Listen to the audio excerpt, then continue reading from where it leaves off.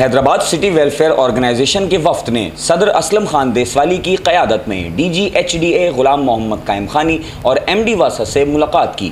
ملاقات میں محرم الحرام میں پانی کی نکاسی اور دیگر مسائل کے حوالے سے تفصیلی گفتگو ہوئی۔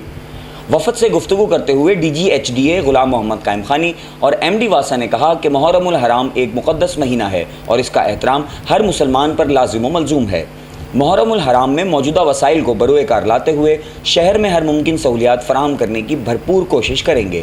اس موقع پر وفد میں راحت کاظمی، مظفر قریشی، صابر قریشی، نعیم فیض ایڈوکیٹ و دیگر بھی موجود تھے، جبکہ ممبر قومی اسمبلی صلاح الدین رحیمی، ممبر صوبائی اسمبلی راشد خلجی نے خصوصی طور پر شرکت کی اور حیدرآباد سٹی ویلفیئر آرگنائزیشن کے صدر اسلم خان دیسوالی کی شہر حیدرآباد کے لیے خدمات کو سراہا۔